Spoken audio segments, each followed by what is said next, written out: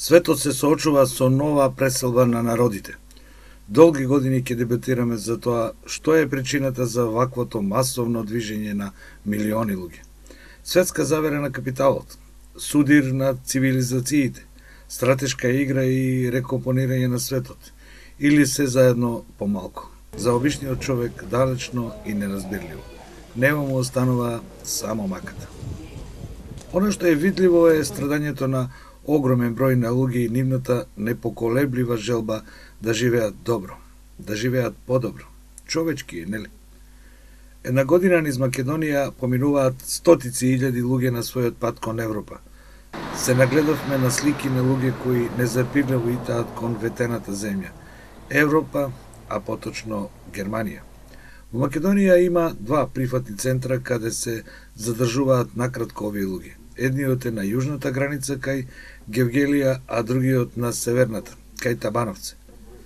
Го посетивме кампот на влезот во државава.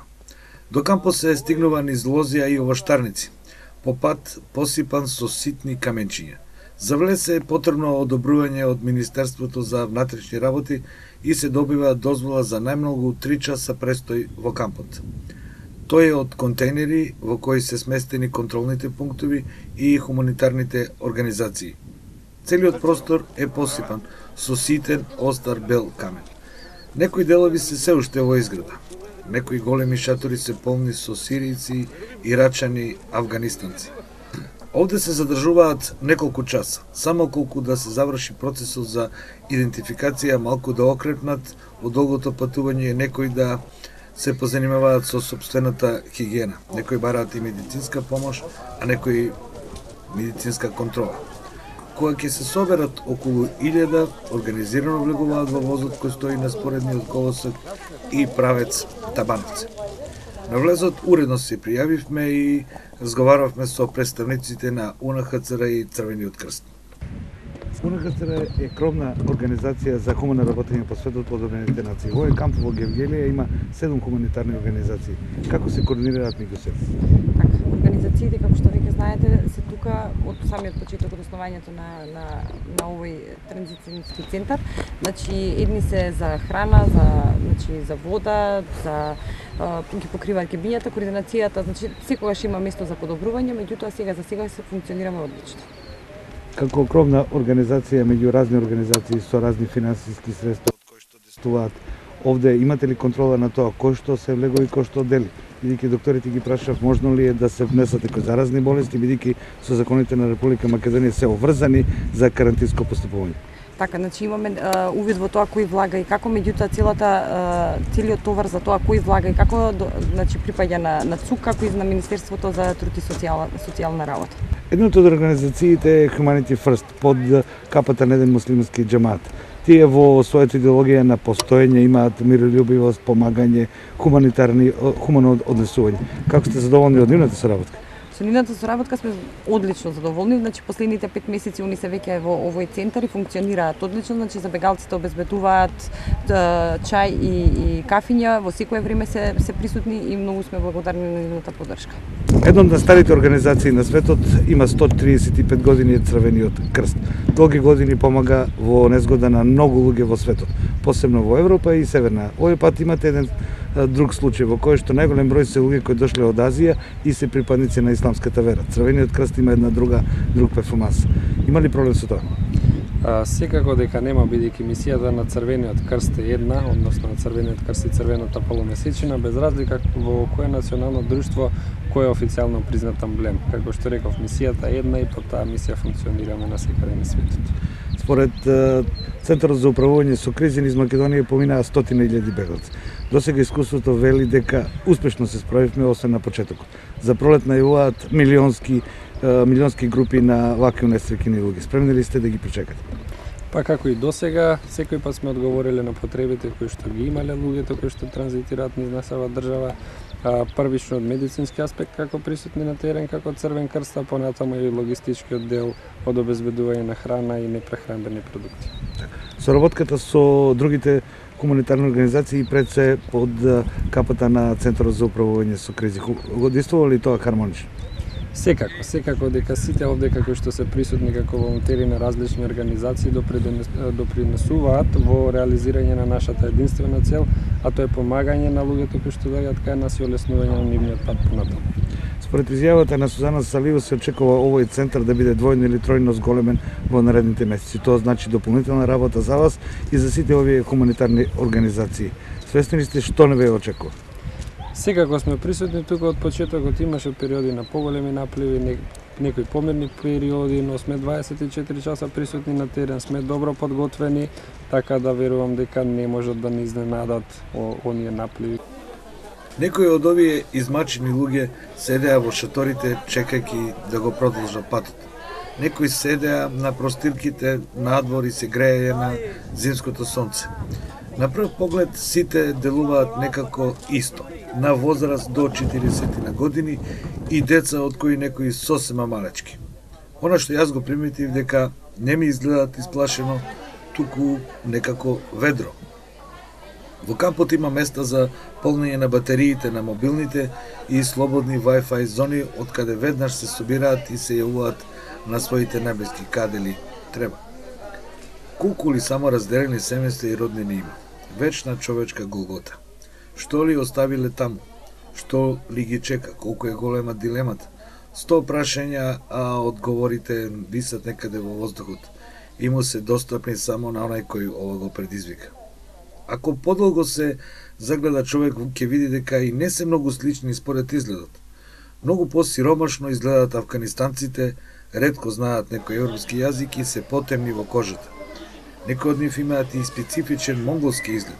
Сиријците повеќе наликуваат на европејците, многу од нив се со смеги и сини очи.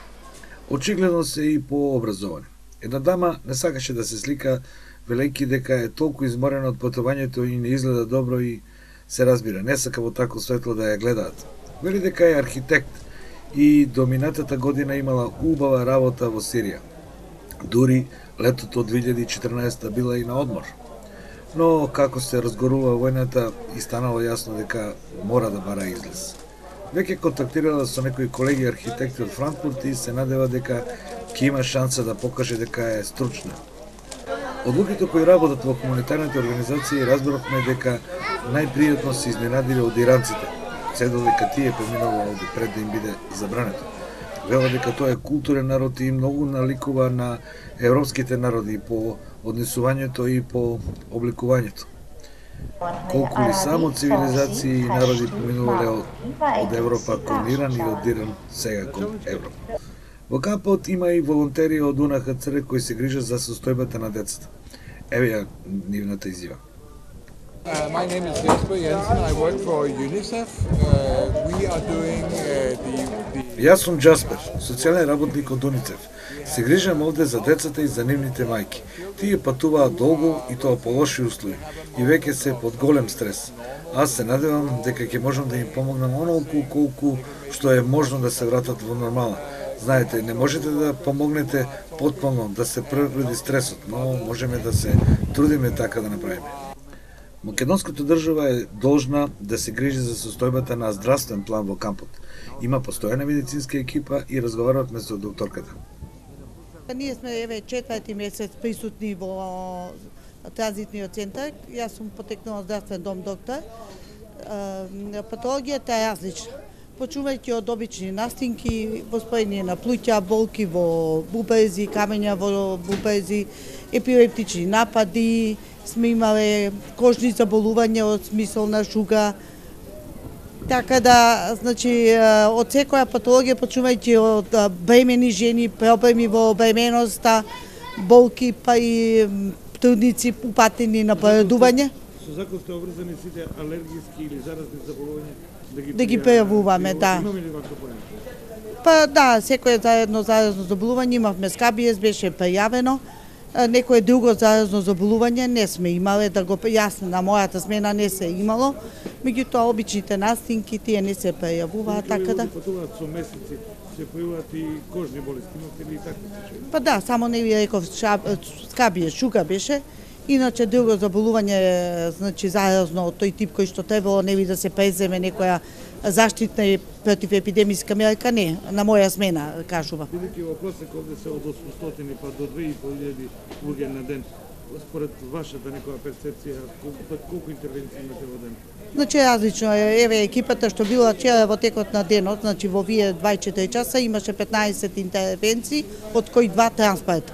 Моментално денеска во текот на денот, еве до сега да речем на Пладне, имавме 4 интервенции, едно дете кое мораше да биде транспортирано на детското одделение во Гевгерија, бидејќи се работеше за пневмонија, по мои согледувања, кои што требаше дополнително да биде испитано, па може би и хоспитализирано, потешко болно дете.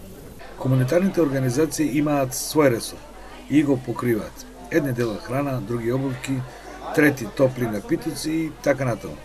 Ги има 7 на број. Во голем шатор е сместен Humanity First, еден дел од Ахмади џаматот. И овде го сретнаме Васим Ахмад, првиот човек на џаматот за Македонија.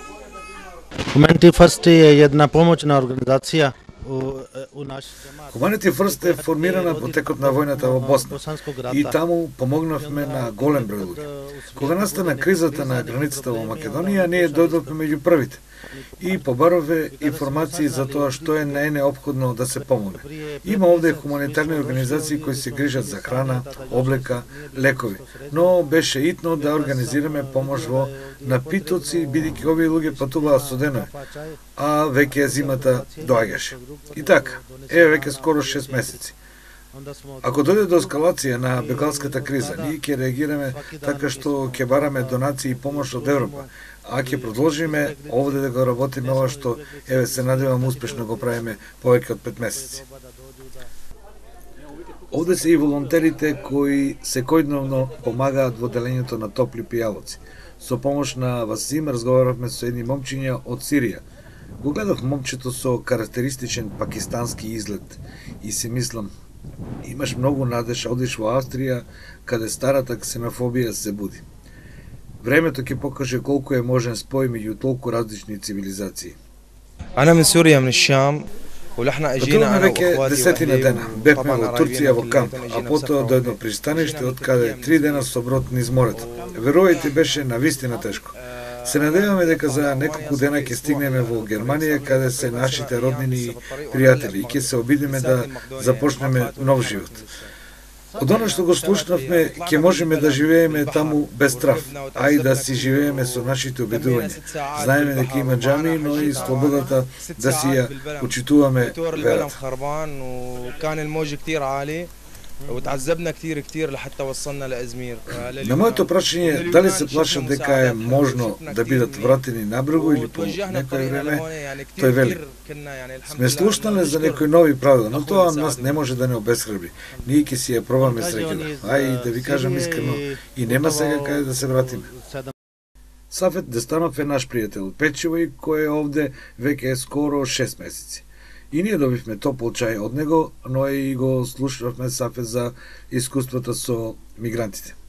Овие од Авганистан некогаш прават галама, ама само ако го повишиш гласот и ги замолиш да застанат во ред, веднаш се смируваат. Јазик не разбираат, ама реагираат на силината на гласот.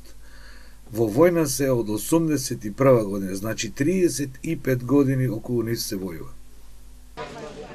Инаку тука, како што спомнавте, ние сме веќе повеќе од 5 месеци. Секојдневно, минимум 12 часа во денот, ги обслужуваме имигрантите со топли напитоци. За децата имаме топло чоколадо, за повозрастните имаме чај и кафе. Без разлика на временските услови, ние сме тука, како што спомнав, најмалку 12 часа и немаме ограничено колку да поделиме, него делиме нон-стоп. Дали некој сака 2 или 3 чаја или 5, тоа не гледаме. Секој се трудиме да бидеме ведри, насмеани кон луѓето, ги поздравуваме, нешто што можеме да им помогнеме, им помагаме и тоа е тоа. Најтешко е кај човек кога гледа туѓа човечка несреќа, а вие го гледате тоа секој ден, најладници случаеви. Како ви поминува, што мислите за овие луѓе? Уплашени ли се? Имаат ли надеж дека ќе биде подобро? Па, да, овие луѓе доста се уплашени и на секое повишување на тонот они делуваат на друг начин, се гледа дека се уплашени, дека доаѓаат од лоши кризни подрачија. Има и некои луѓе кои се ведри, комуникативни, но нивната цел е патувањето према Европа. Они друго не размислуваат, кога ги примат документите, брзаат само што побрзо да дојде возот и да одат. Инаку имаме случаи, доаѓаа многу жени со мали деца, големи фамилии, па немат храна, па некои немат пари, па некои немат облекло и така да им помагаме што можеме да по-безбедно патуваат понатаму од овој камп према Србија. Така јас очекувам дека по искуството од 5 месеци и овој најавениот пролетен бран на избеглици вие ќе продолжите активност, а ние доколку сме можност повторно ќе следиме, затоа што ова не е случај само за Македонија и не е проблем само на Македонија, во овој момент е европски, ако не и светски. Па ние се надеваме со помош на нашата организација Humanity First, доколку се во можности да ни обезбедат уште средства, ние секако доброволно би прифатиле да продолжиме да ги обслужуваме мигрантите. Додека разговаравме, полека доаѓаат во шаторот по кафе или чај. Се окрепнуваа и продолжуваа кон другиот шатор од каде чекаа ред за навозот. Тој ден немаше многу мигранти, Сафет се шегува велики, па за еден воз ке се собера. Од портирница не опоменуваа дека времето ни е при крај и Ајтовски уште еднаш помина со камерата покрај пунктот за идентификација. Мораме да си одиме. Ова беше нашето кратко искуство од овој прифатен центар во Гевгелија, каде што за кратко се задржуваат мигрантите, а после продолжуваат во надеж или во неизвестност. Ке чекаме да видиме.